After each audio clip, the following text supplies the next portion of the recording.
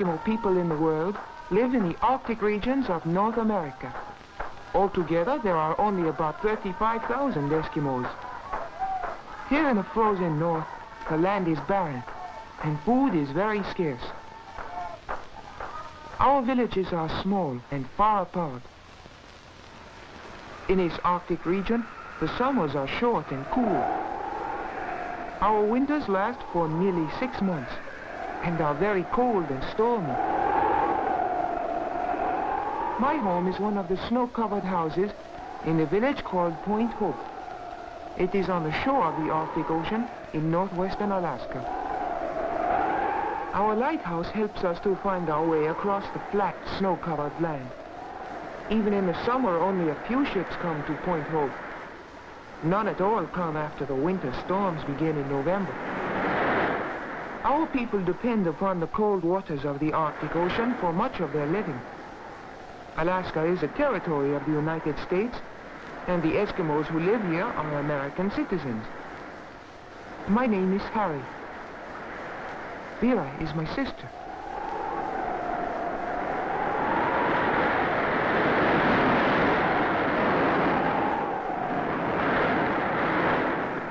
In the cold winter weather, the fish tossed up on the shore are quickly frozen. Whenever we find frozen fish, we pick them up. We are always watching for food from the sea. Whenever my father hears a seal barking, he tells us to be quiet. The sound of voices frightens the sea animals.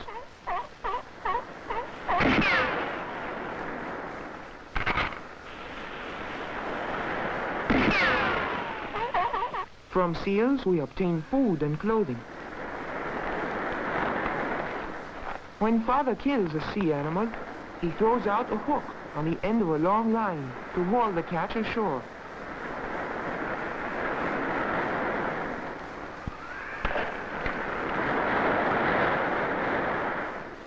Our people hunt walrus and small whales only during the summer, but seal hunting goes on all through the year. Sometimes we hunt them from the shore, sometimes from boats, and other times we catch them by cutting holes in the ice. It is too cold for us to have farms. Only by hunting and fishing can we get enough to eat.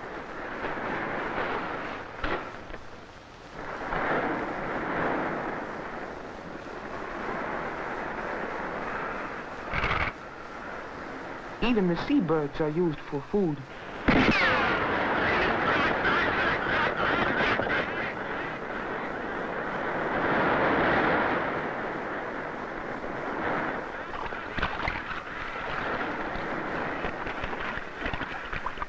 The loon my father has shot is brought to shore in the same way as the seal. This big loon will make a fine meal for our family.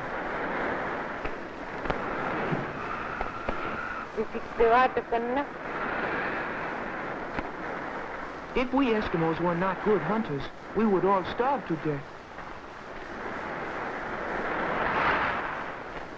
Father uses a homemade harness to drag the seal home. Harnesses are made of skin or from cloth bought at the trading post. Father got his rifle and cartridges at the trading post, too.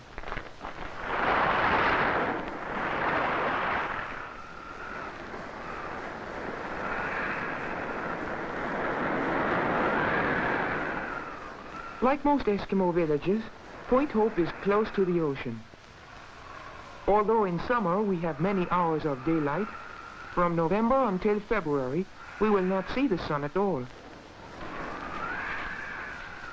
It is already so cold that our seal and loon have frozen during the short trip home. But no matter how cold it is out of doors, our home is always comfortable. For cooking, Mother uses an iron stove bought from the trading post. The stove heats the one room of our house. We use driftwood when we can find it, but most of our meals are cooked over a fire of seal fat. This is called blubber and makes a very hot fire. We eat lots of raw fish. When fish are frozen, we let them thaw so the skin will come off easily. Explorers who come to the Arctic have grown to like our meals of raw fish.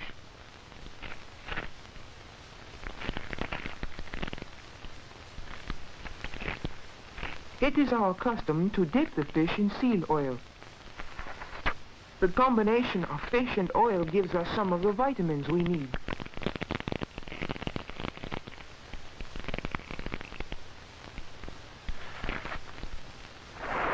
Most of the wood we have is found drifting in the ocean, for trees cannot grow in our land of snow and ice. My father uses his umyak to bring in a floating log. The umyak is his open boat. He also has a boat called the kayak, which is covered.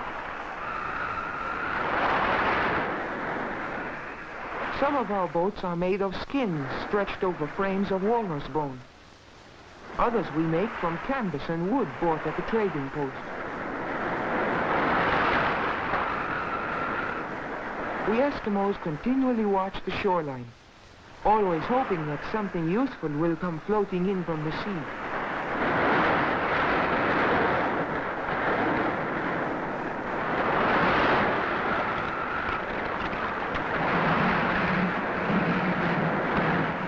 Driftwood from the ocean was used to help build our home.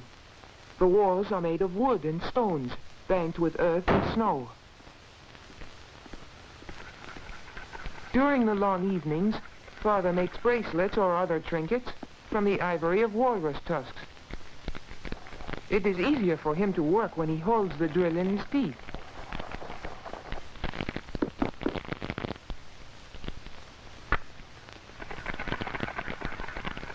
My mother, like all Eskimo women, is very good at making boots and fur clothing. She chews the edges of the skins to make them soft. Then she bites the places where the skins will be sewn together. Well, Father wants me to be able to use his harpoon gun when we go hunting for whales in the spring.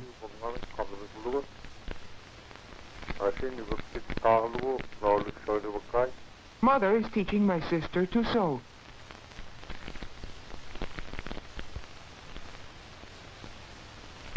The boots Mother is making will be taken to the trading post to exchange for something the family needs. She has already made us our winter clothing.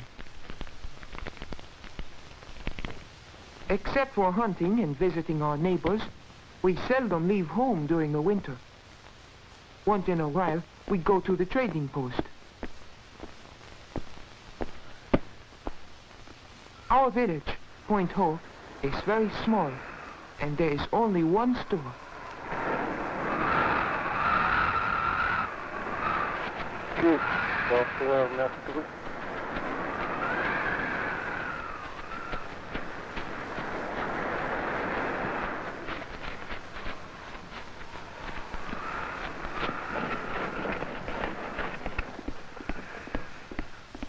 We have seen everything the storekeeper has on his shelves many times before, but we enjoy looking at them again.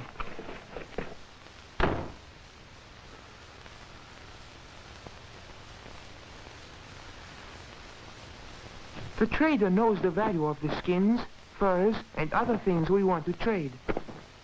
He will send them to stores in the cities of southern Alaska.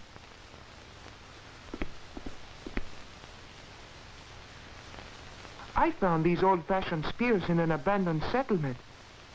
Perhaps some museum will want to buy them from the trader.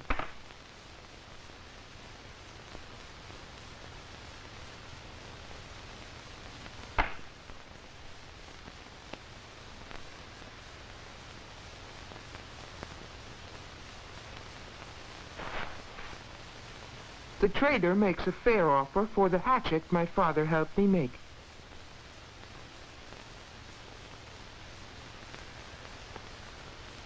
Many more things can be bought at the trading post than when my father was a boy. Ships and airplanes have brought us into closer contact with the rest of the world. We buy the things we cannot make ourselves. Trading is the only way in which we can get many of the supplies we need, for almost nothing grows in our cold land.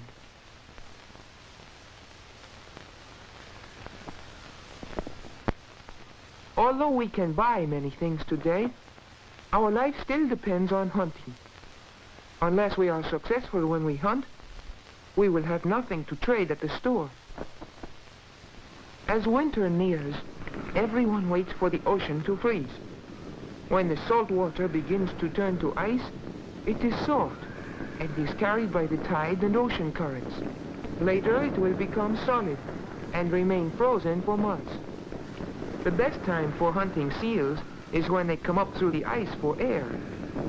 Before the sea ice has frozen hard, Father learns that there is a herd of caribou in the neighborhood.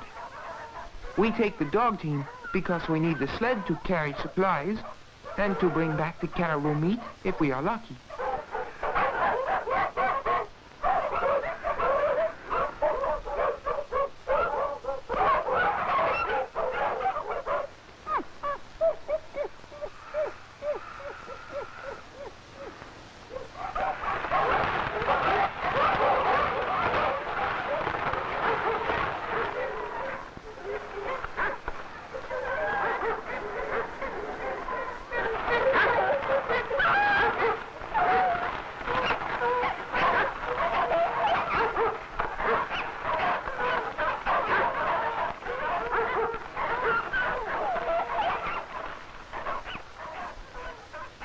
On the way, we pass the graveyard of an abandoned village. The fence is made of whale ribs. Nothing but the cemetery is left of this old village, for all of the people moved to Point Hope years ago. Our sled dogs are the only domestic animals we have. We could not travel far over the winter snow without our dogs. Father does not know exactly where the caribou may be feeding. For all we know, they may have wandered miles from where they were first seen. All we can do is to keep moving and hope to find them.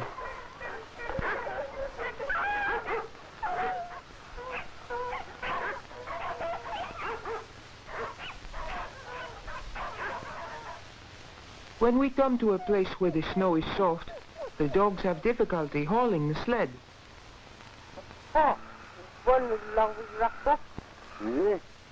If there is no way to get around the soft snow, we must stop and lighten the load. This is a good place to make camp.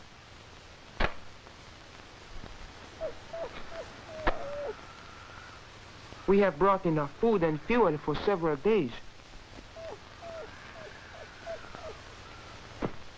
To build a shelter, we cut blocks of snow for the walls.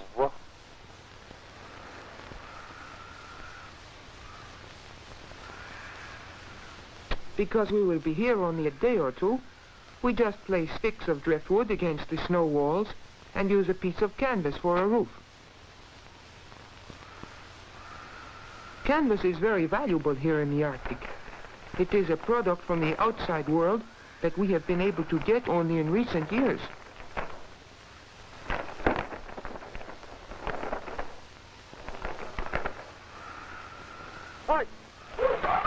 Now that the supplies have been stored at the camp, our dog sled can travel fast, even over soft snow. When Father thinks we are near the caribou, we leave the sled. By turning it on its side, we keep the dogs from running away with it.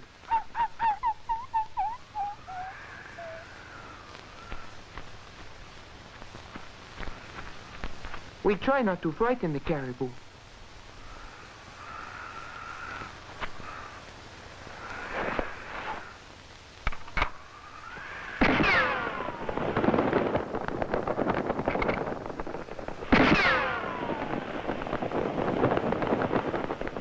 Father is a good shot.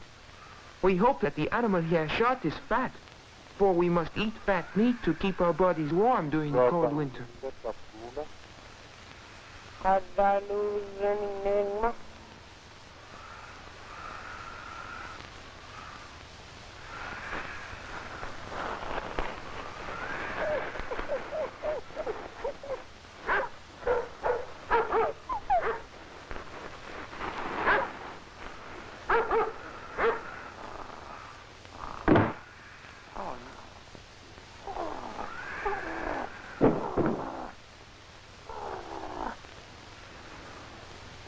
On our hunting trips, we seldom see other Eskimos, as there are very few people in our part of the world. It often takes a day by dog sled to reach the nearest village. With so few of us living on so much land, we do not expect to meet other hunters from our own or neighboring villages, even when the weather is good.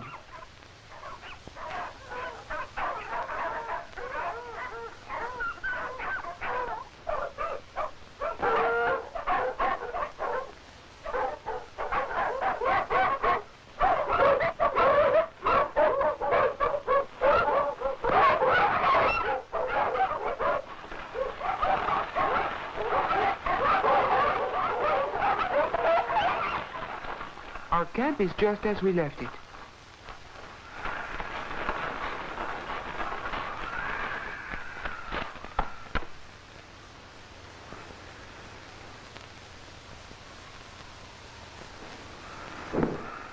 We must skin the caribou before it freezes. Otherwise, it would be difficult to remove the hide and cut up the meat.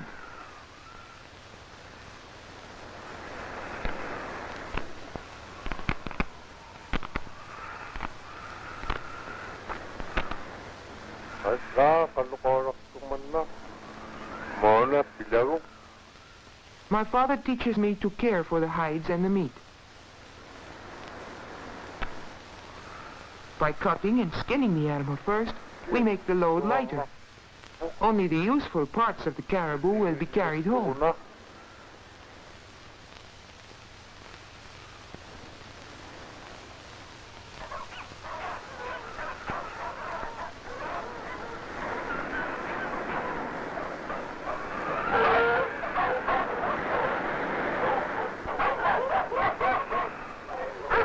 This is the way our village looks in midwinter. Until spring, the snow will become deeper, and in some places the wind will pile it in drifts many feet high. Sometimes the thermometer will register 50 degrees below zero. For months on end, when the snow is deep, the only sound besides the wind will be the barking of our dogs.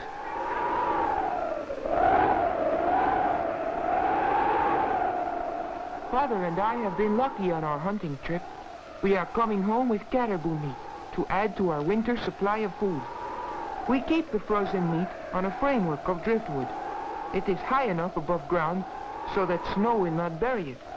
But what is more important, our dogs cannot steal it. My puppy has made a nest deep in the snow to protect himself from the wind. We are happy to get inside the house on a cold day like this.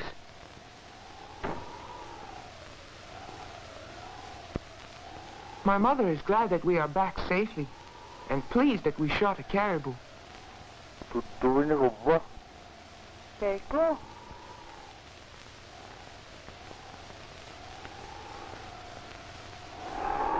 Sometimes on winter nights, we go to neighborhood parties at the schoolhouse.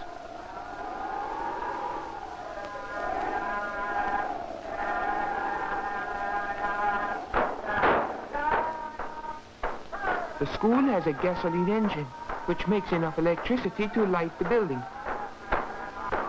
Our musicians are very proud of their ability. The music is played on Eskimo instruments.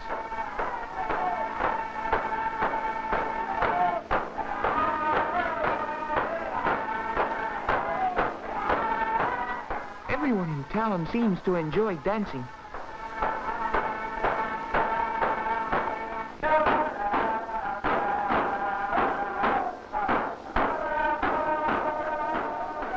We think our Eskimo village is a pleasant place, even though it is in one of the loneliest parts of the world. In order to get enough food and clothing for ourselves, everyone must work hard. We depend for help on our faithful dogs. It is because Eskimos hunt and fish and make use of everything which nature provides that we are able to live on the cold, barren shores of the Arctic. None at all come after the winter storms begin in November. Our people depend upon the cold waters of the Arctic Ocean for much of their living. Alaska is a territory of the United States, and the Eskimos who live here are American citizens. My name is Harry. Vera is my sister. Winters last for nearly 6 months and are very cold and stormy. My home is one of the snow-covered houses in a village called Point Hope. It is on the shore of the Arctic Ocean in northwestern Alaska. Our lighthouse helps us to find our way across the flat, snow-covered land. Even in the summer, only a few ships come to Point Hope. It tells us to be quiet. The sound of voices frightens the sea animals.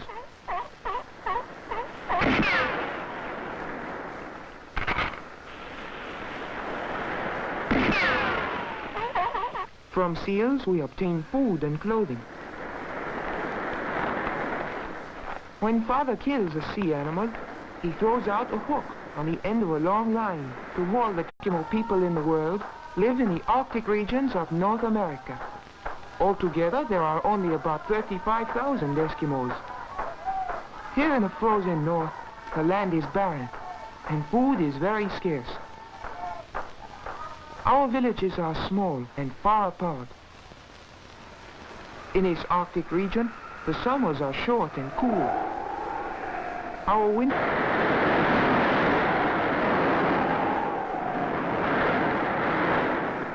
In the cold winter weather, the fish tossed up on the shore are quickly frozen. Whenever we find frozen fish, we pick them up. We are always watching for food from the sea. Whenever my father hears a seal barking,